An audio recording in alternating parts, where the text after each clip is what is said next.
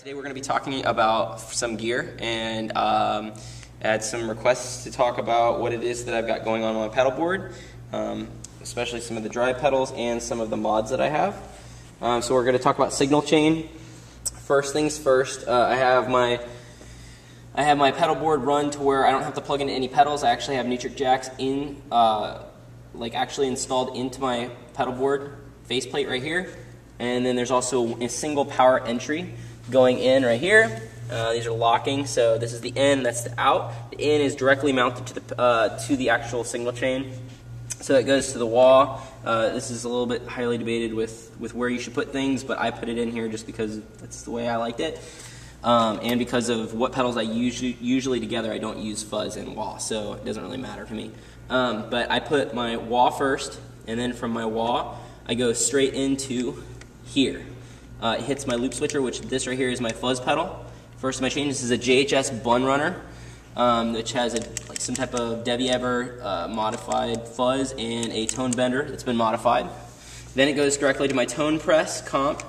Then it goes to my micropog here.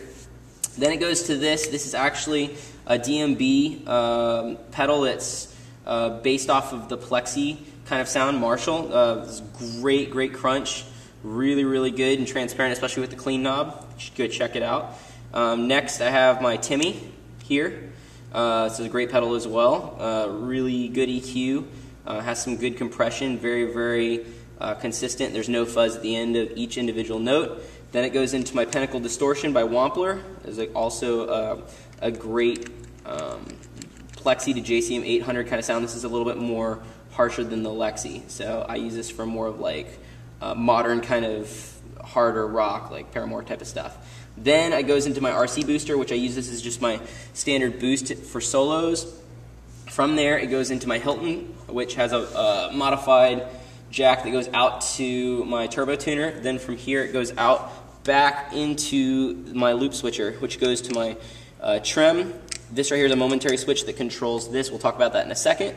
This is my trem. This is a stereo semaphore by CATALINBREAD. This is probably, my opinion, one of the best tremolos, options, and everything like that. It is pretty large, but it can do a crud load of stuff that, like, it's awesome LFO kind of stuff. Anyways, you can do, yeah, I got my trem. Then I go to my delay, which this is a Nova delay that has been twice modded. We'll talk about that in a second. That has to do with the trem and the YOUNWORKS thing. The delay is going to be controlled over here by the YOUNWORKS switcher, which has been modded by JHV3. And then it goes into my Nova reverb. From the Nova reverb, it goes to the end, which has a kill switch for me if I need to just kill the signal. Straight out to my BBE Sonic Stomp, directly hooked up to the out, which goes to the SGI usually, which is over here. And from the radial SGI, it goes back to the back of in our amp room, which I have my amp out today.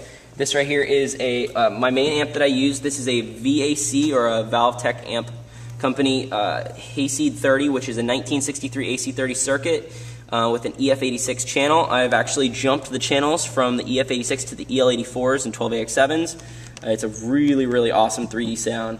And I run it pretty darn hot in the ISO boxes. It's ballin' loud. But anyways, we've got the volume trimmed down today so that it doesn't destroy us. And what we're going to talk about is some of the mods that I've had done. What I had is that the YOUNWORKS mod, which I've talked about in the past, is a great mod because in just the Nova delay, it actually only does side scroll from preset, to preset. You can only go 1, 2, 3, 4, 5, 6, 7, 8, 9, so on and so forth. But what this does is that it allows you to be able to switch between any of them. So you can go from preset 1 to preset 7 if you wanted to, easily, just in one switch, and it's really quick. It makes instant access to all the presets. Now, once I got a trem on my board, I started actually going on tour with a band. An artist, his name's Matt Reed. Which you should go check it out at MatthewReedMusic.com. It's an amazing album, and that just came out. But there's a lot of trem and chop stuff that we do at church, but also stuff that's done in the band. And I use this pedal right here to be able to do a lot of that square wave kind of chop. So the problem is that it has a tap tempo, and in live settings it can be really daunting to be able to have to tap that in, especially if your foot is a micro hair off the BPM, and then by the time you get to that part in the song, even if you start it in the beginning listening to the click, it'll be a little bit off and it just won't sound right. So I contacted my buddy Jack over in Georgia, who is JHV3, and Jack Vaughn, you should go check him out. He actually had modded this right here, put a microcontroller in here, and sent it over into here. And if you notice right here, there's nothing happening here, but if I push this, you see this little blinking light.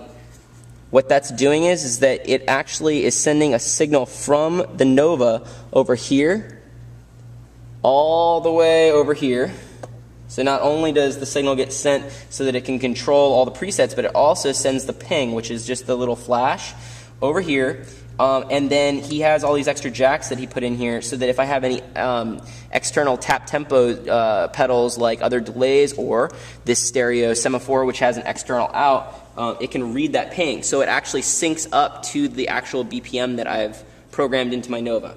Now some just tap-based function pedals, what will happen is that it'll take a couple taps, like 3 taps, and then or 4, whatever, how many ever taps it takes, and then it'll take that and start the BPM, and there will be a slight pause while the pedal starts to basically use those 3 taps, and it takes the average of it.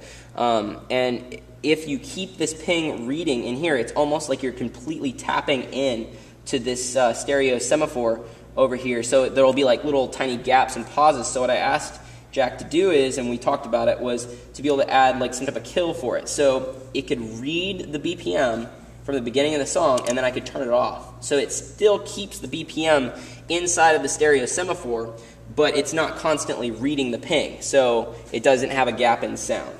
Also, I had him make it to where I could slave out. So if, take for instance, I wanted to just use trem and I didn't want to just hit this, I can come over here to my momentary switch and start tapping on it, and it'll actually it'll kill this right here, the YOUNWORKS and JHV3 mod, and it'll just use my momentary switch on my road rage.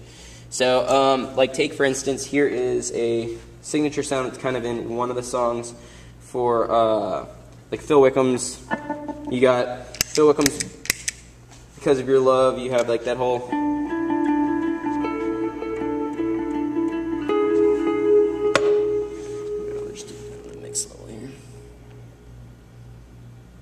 Alright, so you got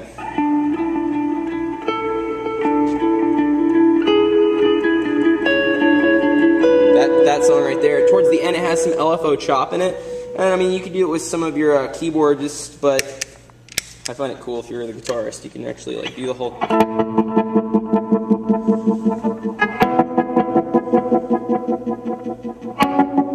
You can actually have in the chop. It is very sensitive, so you have to make sure you're right on with the beat, but it is pretty cool to be able to do it. Also with Matt Reed's songs like in Awake Awake and a couple of other songs on that album, I actually, when we go to play live, I actually use that LFO kind of square wave thing because that's one of the options here. It does many other things, but it's a pretty cool mod. A lot of people were asking me how it works. If you have any questions, contact me via YouTube. I would check out DMB. It's an amazing pedal. I just got it, and it kicked my King of Tone clone off my board. So it's that good. So yeah, go check it out.